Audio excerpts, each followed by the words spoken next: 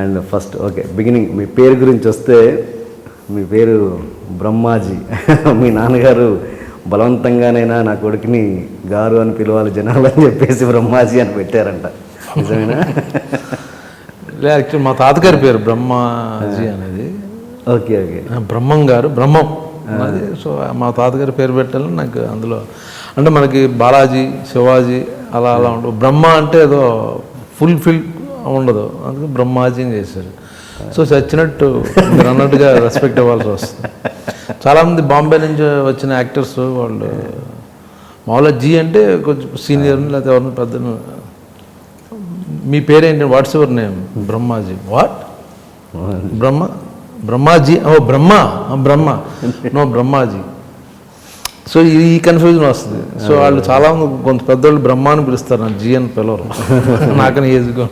Okay okay, చెప్తే హిందీ వల్ల Telugu north ఇండియన్లో G అంటే కొంచెం సీనియర్స్ని రెస్పెక్ట్ దాంతో ఉంటుంది.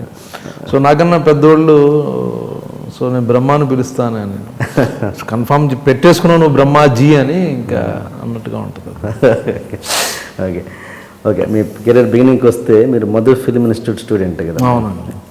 ఎవరండి మీ బ్యాచ్మేట్స్ ఎవరు ఇప్పుడున్న వాళ్ళల్లో, మీ అంటే అప్పుడు కానీ ఇప్పుడు కానీ? మాకు actual Madhu film institute Kanakala Devdas గారు మధుసూదన్ రావు గారు కలిపి వాళ్ళిద్దరు కాంబినేషన్ ఉన్నప్పుడు జాయిన్ అయ్యారు. అప్పుడు 2 years కోర్స్ అండి. సో అప్పుడు 2 years కోర్స్ 2 batches రన్ చేశారు వాళ్ళు యాక్చువల్గా. Okay okay. ఆ తర్వాత 1 year, తర్వాత 6 months 3 months వెళ్ళిపోయింది. ఆ ఫస్ట్ బ్యాచ్లో అచ్యుత్, మన ఆవుతి ప్రసాద్, శివాజీరాజు, రామ్ జగన్, ఓకే మా సీనియర్స్ వాళ్ళు ఇప్పుడు అంటే ఇండస్ట్రీలో ఉన్నవాళ్ళు. అది మా సెకండ్ బ్యాచ్లో నేను, సూర్య, చిట్టి, అనంత్ గారి బ్రదర్. అనంత్ కాదు, మన ఇంకో చిట్టి అని మన ఆడి పేరు తెల్లగపడు, మా క్లాస్మేట్ అతను. ఓకే, వాడు ఒకడు ఉన్నాడు అన్నమాట. ఏంటి అసలు అంటే మీరు నిజంగా అది మీకు కెరీర్కి ఉపయోగపడిందా ఆ ఇన్స్టిట్యూట్ అన్నది? 100%. నాకు అంతకుముందు నేను చెన్నైలో ఏఎంఐ చేశానండి. ఆ ఏఎంఐ కూడా ఇండస్ట్రీకి టచ్లోకి వెళ్దాం ఆ వంక పెట్టుకుని వెళ్ళిపోయాను చెన్నై. Okay okay. ఆ టైంలో మా అడయార్ ఫిల్మ్ ఇన్స్టిట్యూట్ నుంచి ఇంటర్వ్యూస్, గవర్నమెంట్ ఫిల్మ్ ఇన్స్టిట్యూట్ అది, అందులో యాక్టింగ్కి ఒక 10-20 seats అనుకుంటా all over India, or maybe 10. ఎవరు చెప్పారు ఇలాగ అప్లికేషన్ నువ్వు వెళ్ళి సబ్మిట్ చేయని చేశాను. ఇంటర్వ్యూకి వెళ్ళా. నేనేమనుకున్నానంటే అక్కడ ఇంటర్వ్యూలో మార్క్స్, ఇంటర్మీడియట్ మార్క్స్ చూసి ఇచ్చేస్తారేమో అనుకున్నాను. నీకేమొచ్చు డైలాగ్స్ కానీ ఇవన్నీ చేస్తాను ఐడియా కూడా లేదు నాకు. అక్కడ ఇంటర్వ్యూలో కూర్చుంటే పోస్టల్ గారు అబ్బాయి సంబడి తెలుగులో ఒక అతను ఉన్నారు. ఏంటి ఏమడుగుతారంటే లోపల డైలాగ్ అడుగుతారు, చెప్పాలి. డైలాగా ఊరే నాకేం రాదు. బట్ లక్కీగా ఏంటంటే నేను కృష్ణ గారి ఫ్యాన్ అప్పుడు. సో అప్పుడు ఈనాడు అనే సినిమా డైలాగ్ ఏదో బాగా గుర్తుంది నాకు. ఆ డైలాగ్ వణుకుతూ చెప్పా పైనుంచి కిందకి. అంటే ఇంచుమించు బయటోడికేమో ఈ డాన్స్ చేస్తున్నాడు అనుకుంటారు, ఆ ఇంటర్వ్యూ చేసేవాళ్ళేమో ఈ డైలాగ్ చెప్తాడు అనుకుంటారు. ఏం తెలియని బయట డాన్స్ చేస్తున్నాడు, ఏదో బ్రేక్ డాన్స్ అన్నాడు. అది నా పరిస్థితి. షివర్ అయిపోయా. అప్పుడు నాకు అర్థమైంది ఏదో ప్రాక్టీస్ కావాలి, ఏదో సంథింగ్ ట్రైనింగ్ కావాలి, ప్రతి ఒక్కడు యాక్టర్ అవ్వలేడు అనుకుని అప్పుడు వాళ్ళు చిచ్చి అన్నారు అడయార్ ఫిల్మ్ ఇన్స్టిట్యూట్. అప్పుడు మళ్ళీ ఇక్కడికి వచ్చి మధు ఫిల్మ్ ఇన్స్టిట్యూట్కి. యాక్చువల్ మధు ఫిల్మ్ ఇన్స్టిట్యూట్లో ఫస్ట్ బ్యాచ్కి ట్రై చేశాను నేను. సేమ్ అదే పరిస్థితి, అదే సేమ్ అలాగే భయపడుతూ సేమ్ అడయార్లో చేసినట్టు. అడయార్లో చేసినట్టు అంతే, ఇంకా బెటర్గా చేశాను డాన్స్. అక్కడ ఏంటంటే కేపీ తెలకర్, మధుసూదన్ రావు గారు, చాలా పెద్ద పెద్దలు ఉన్నారు, సీనియర్స్ అందరు 10 మంది. ఇది కాదు అసలు, వాళ్ళు కూడా తీసుకోలేదు. నెక్స్ట్ టైం రామ్మా, నీకు ఇంకా ఫియర్ ఏదో ఉంది, నీకు ఆ ఫియర్ లేకుండా ఉంటే మేము నిన్ను ట్రైనింగ్ ఇచ్చి ఏదో చేయాలన్నారు. ఏం చేయాలి సార్, ఇంటికి వెళ్ళిపోయా. ఇంటికి వెళ్ళిపోయిన తర్వాత సెకండ్ ఇయర్కి ఇంట్లో అప్పుడు చెప్పా. ఫస్ట్ ఇయర్కి ఇంట్లో చెప్పలేదు, అడయార్లో ఇంట్లో చెప్పలేదు. సెకండ్ ఇయర్కి ఇలాగ నాకు ఇంట్రెస్ట్ ఉంది అంటే మా ఫాదర్ ఏమన్నారంటే, నువ్వు దేనికి అంటే నీకు ఫస్ట్ ఆఫ్ ఆల్ స్టేజ్ నుంచి రాలేదు, అండ్ నీకు సినిమాలో బ్యాక్గ్రౌండ్, సినిమాకి సంబంధించిన ఫ్యామిలీకి సంబంధించిన ఎవరు లేరు. సో బయట వాళ్ళు రావడం చాలా కష్టం. అసలు ఏదో కనెక్షన్ ఉండాలి కదా, సినిమా ఫ్యామిలీ ఫ్రెండ్స్ లేదా లేదు నాకు ఇంట్రెస్ట్.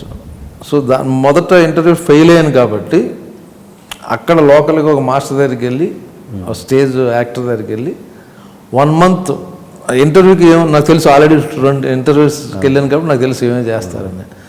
ప్రాక్టీస్ చేసి అప్పుడు ఇంట్లో ఒప్పుకుంటూ వెళ్ళి మధు ఫిల్మ్ ఇన్స్టిట్యూట్ ఇంటర్వ్యూకి సెలెక్ట్ అయ్యాను అనమాట. Okay okay. సో అది కథ. అక్కడ అంటే ఏంటి, ఎలా ఇన్స్టిట్యూట్ అంటే ఏంటి సార్, ఎలాంటి ఎక్సర్సైజ్ చేయించేవారు మామూలుగా? అంటే ఇది స్టాన్సిల్ విస్కీ సిస్టమ్ అని మామూలు ఇంటర్నేషనల్ సిస్టమ్ అది అందరూ ఫాలో అవుతున్నారండి. మా దేవదాస్ కనకాల గారు పూణే ఫిల్మ్ ఇన్స్టిట్యూట్ నుంచి వచ్చారు, అక్కడ కూడా అదే సిలబస్. సో ఏమి రానోడికి కూడా మొత్తం యాక్టింగ్ కావాల్సింది అబ్జర్వేషను, కాన్సన్ట్రేషను, ఎమోషనల్ మెమరీ, వీటిలన్నిటి మీద ప్రాక్టీస్ చేస్తారు. ఇట్స్ నాట్ అబౌట్ ఒక సీను డైలాగ్ అనేది మేబీ 1.5 year అయిన తర్వాత వస్తుంది. లాస్ట్ 6 months అక్కడికి వెళ్తుంది. ఈ లోపల ప్రాసెస్ ఇది. మాకు బిగినింగ్లో ఎగ్జాంపుల్ చెప్తున్నాను, ఇక్కడ ఒక పిన్ను పడేసాను ఎతకమనేవారు, అటువంటి ఎక్సర్సైజ్ ఉండేది. సో మాస్టర్ అక్కడ కూర్చునేవారు, 30 మంది స్టూడెంట్లు ఉండవు, పిన్ను చిన్న పిన్నీస్ ఎతకమంటే ఒక్కళ్ళు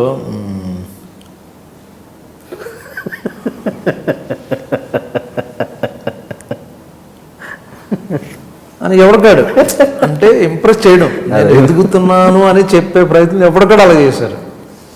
ఇప్పుడు మాస్టర్ చెప్పాడు, నువ్వు నిజంగా ఏదో జోబులో ఏదో మర్చిపోయావు, ఏదో పెట్టావు, ఎలా ఎదుగుతావు,